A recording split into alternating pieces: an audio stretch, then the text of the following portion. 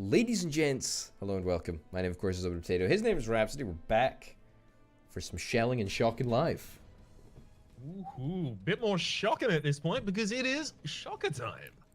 That is shocking. There you go. Here's you know what's a really weird concept, right? To get your head around, or at least for me to get my head around, is that the concept of liveness, right? Liveness, okay. Yeah, nothing is truly live. How do you figure? Well, so what would you define live as? Occurring at the time at which you experience it. Interesting. So what counts as experiencing it? Well, I guess it depends on the media. If you're listening to it, then listening. Like if it's musical, then listening. If it's audio visual, then both listening and watching. See, part of the problem, right, is that it takes such a long time, figuratively speaking, of course, for our brain to process the signals of the outside world, that by the time that the moment where the thing has occurred, it's already passed, you know? So nothing is truly live. So nothing is truly live because, you know, the speed of light isn't fast enough for Orbital Potato. Yeah, that's exactly it. Yeah. Well, it's okay. I'm sure you'll just find a way to make it faster sometime. No. You see, that's not, like, I don't have an issue with, like not live stuff. Oh, it sounds like you do. I really don't. I would just I love like to that we can do nothing but, like, dunk on you right now. It's so good. Yeah, so I don't have an issue with, like, not... You're kidding me. I don't have an issue with, like, not liveness, but, you know, just, like, the definition of live, I feel is factually inaccurate. Would you be comfortable with as close to live as could possibly be? Yes, so... Now, how about we, abbreviate that to live? No, you see, it's like when you go up to see a comedian, you know, you're like, oh, it's, who's a good comedian? Give me a comedian. Who have I seen recently, or who's a good comedian? Just a comedian in general, just like someone that I can just a comedian. riff Paul off, F. Tompkins. Yeah, so Paul F. So you know, it's, you know, you go to a gig and you're like, oh, it's Paul F. Tompkins live, and it's like, it's not live though, is it? That's nonsense. Well, it is. It's as live to live as can possibly be.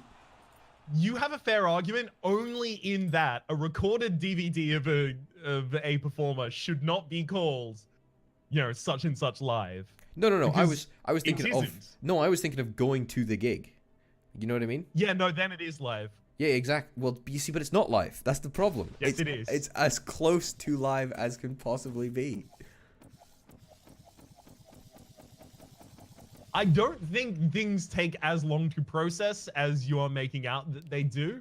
And if they do specifically for you, then I'm sorry to hear it, bud. That's not the point. The point is that, okay, let's assume. In fact, no, okay. You know, it's not even assume. Let's do this, right? So, the moment that someone speaks, or the moment that, sorry, Paul, can I call him Paul? Is that... Tompkins, Mr. Okay, Tompkins. Mr. Tompkins. Sir, actually. Sir Tompkins. The moment that Sir Tompkins, right, opens his mouth and utters the first syllable of speech, right, is when that, like, moment starts, right? When the joke or the bits... That's incredible. I figured it would do that. I was really glad. Oh, that's incredible. So it starts, the joke starts then, right? But by the time that you receive it, because the speed of sound is so slow, you know, you won't... It's so slow. Yeah, comparative to what we're talking about here. What? Comparative to what? Well, compared to how long it takes your brain to process the thing, right? Do you think that you've only heard a joke when you get it? No, but you see, you don't hear it. You don't actually start hearing the joke until the sound has traveled from his mouth, right? In fact, you could even argue that, like, the time between him thinking about speaking something and then by the time him actually speaking it, like, there's already a lag there, right? But, like, I'm just going to disregard that for the sake of simplicity. No, don't disregard that. Please add that in. Okay, great. Okay, so that just further reinforces the... Come on, really? Good goal. That just further reinforces the point, you know, so you've got that initial lag between, like, wanting to say something and actually saying something. Then you've got the lag between the... Well, actually, you've got the inter mouthful and throatal lag that you have between when you those think are about, the medical terms. yeah, right? exactly, interthroatal. Okay, cool. That is a very, very technical term, I would hasten to add. But so you've got the interthroatal lag, so when your mouth is, like, starting to say it, right? So between the time, you know what I mean. No, I do. And then you've got the time where it needs to travel through the air to the listener's earlobe, right? Whoa, you're cutting out a bunch of steps here. Okay, am I cutting out a bunch of steps? Stand-up performers usually use a microphone.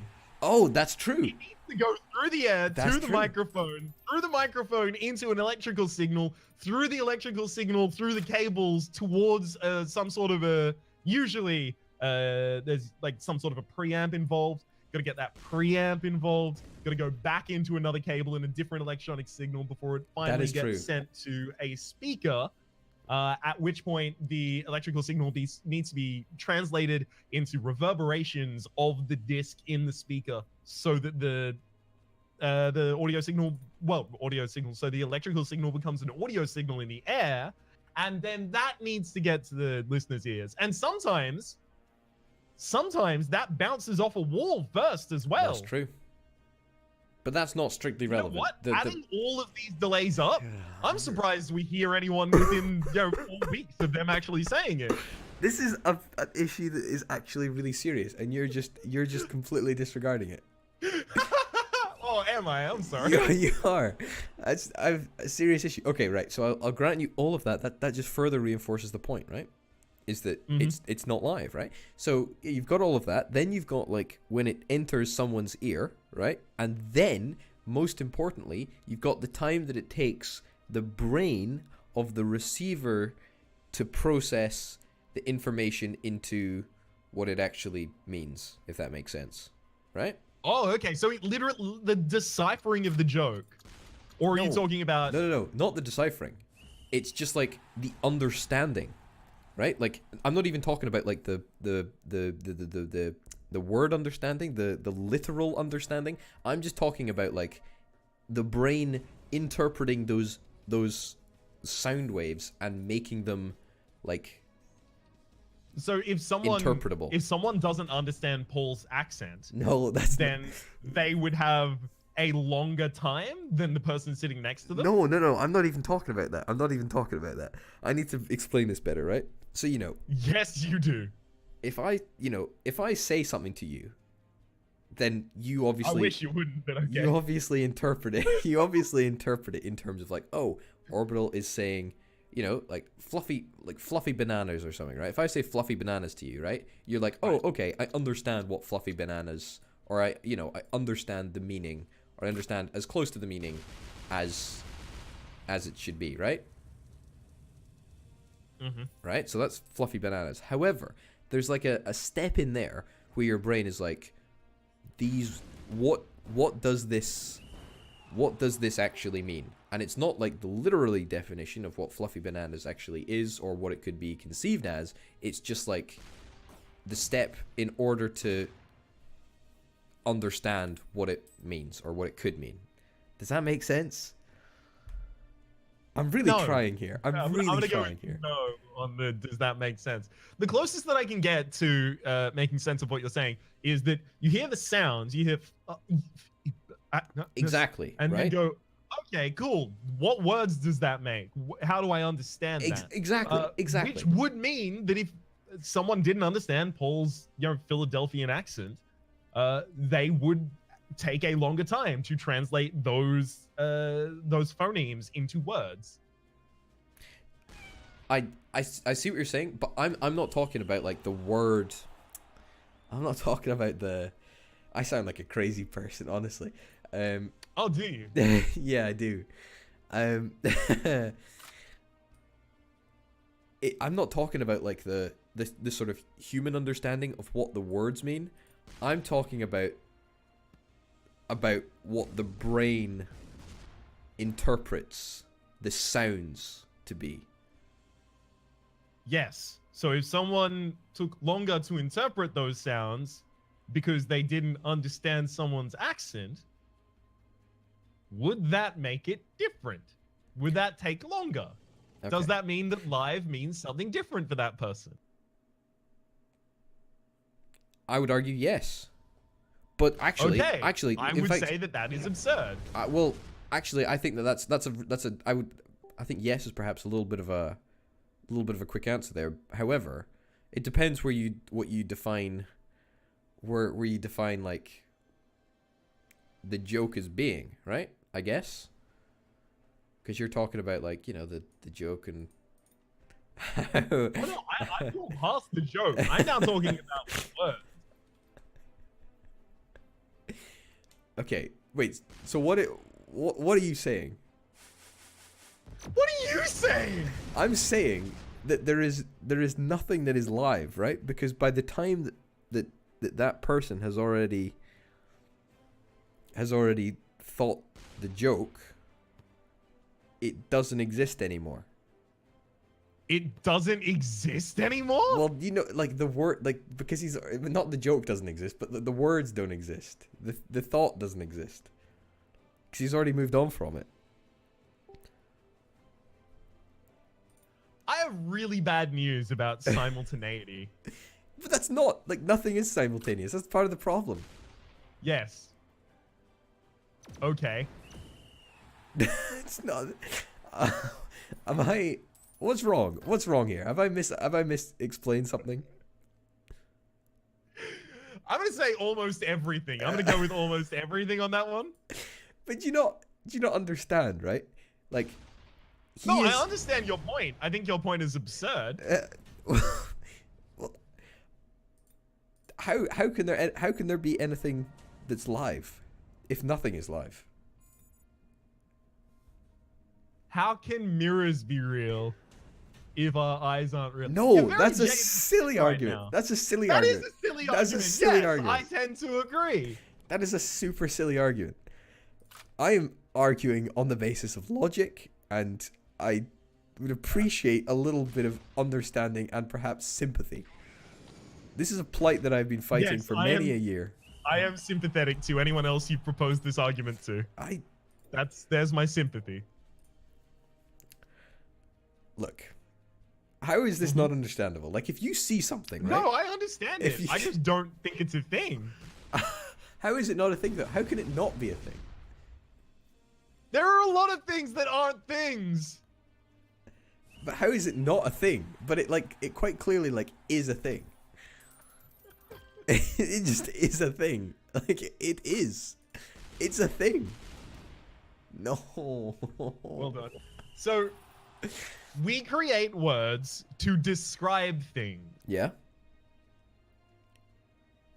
The closest that we can perceive to simultaneity is what we have groupingly decided the word live to mean. Yeah. To argue that nothing is live because nothing is simultaneous is to argue cross definitions. You are arguing effectively nothing is simultaneous, therefore nothing is live. That's not how we use the word live. I feel that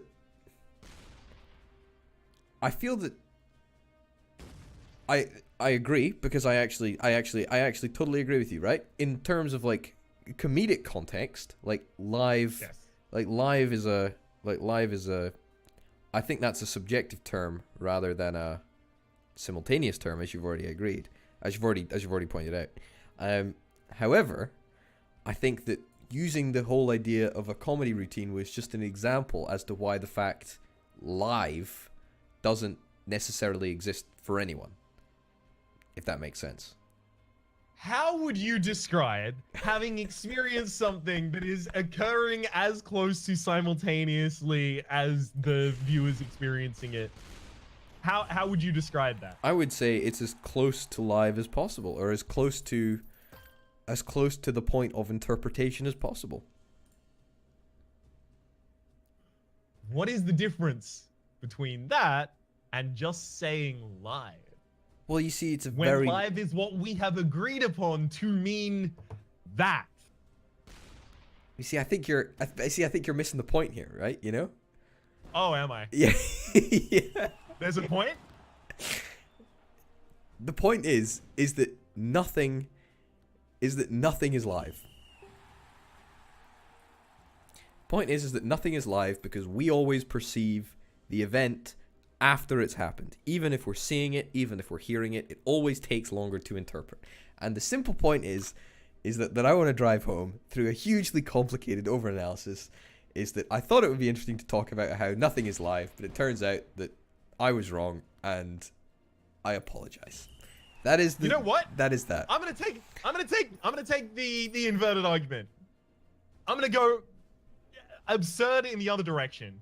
When thinking on a universal scale, we are the entire lifespan of humans has been naught but a blink of a fraction of a moment in the ridiculously long history of the planets. Yep. Solar system, etc. Right? So I argue, in that reference frame, everything is live. Absolutely everything. No matter if it's pre-recorded and you're listening to it 45 years after the artist died. But I feel that we're talking about different things here. Like, just sorry, not to Yes! not to dredge up, like, not to rehash already hashed ground. But, like, we're talking like about different things. We are, yes.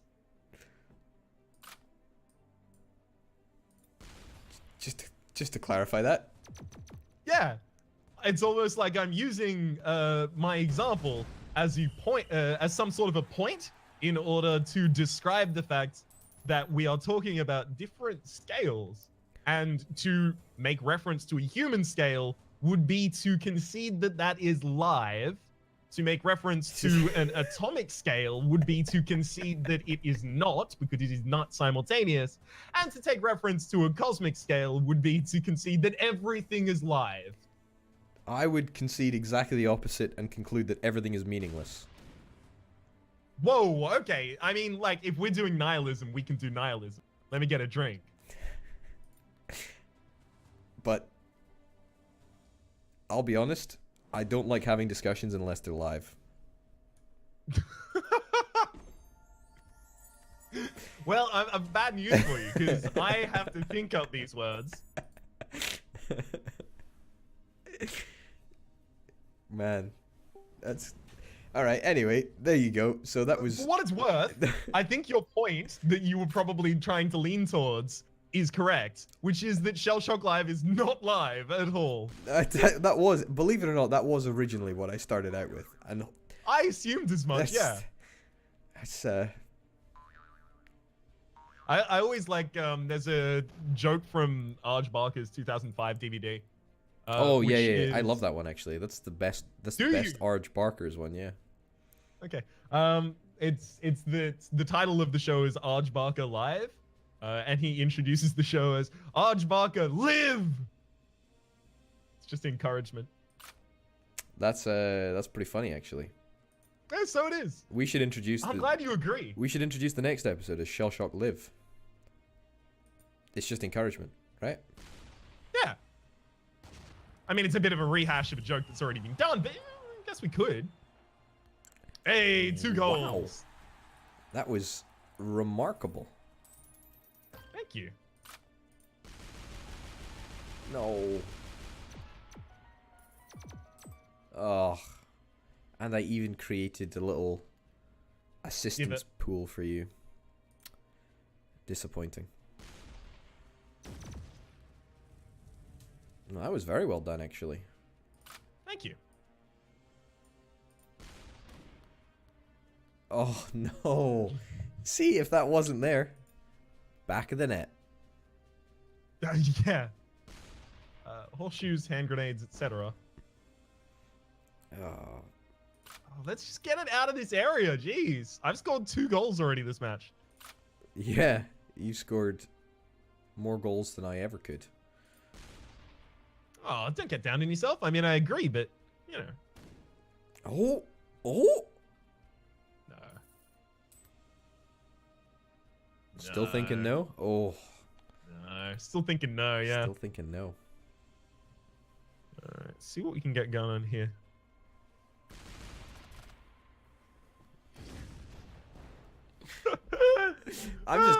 Honestly, I'm just wondering what you're going to title the episode now. Orbital talks about insane things for 15 minutes. We both know that's too long for YouTube. Sorry. Yeah. I'm probably gonna go with like period space. What? Question mark? He said what? Question mark, question mark, question mark, question mark.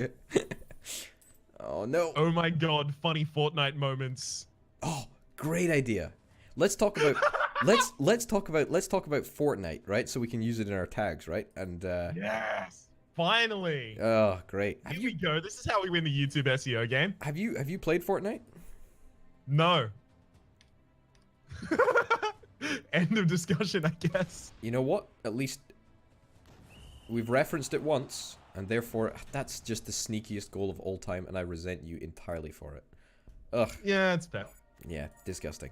Anyway, hopefully we can talk about Fortnite in the next episode as well, because holy heck, I want that sweet Fortnite money. SEO, yes. Yeah, it's going to be great. Anyway, ladies and gents, thank you very, very much for watching. Mine, of course, has been Potato. His name's been Rhapsody. Link to Rhapsody's channel and a full link to the playlist of all of the stuff that we've done in the description down below. Thanks for watching. We'll see you next time. Bye. Adios.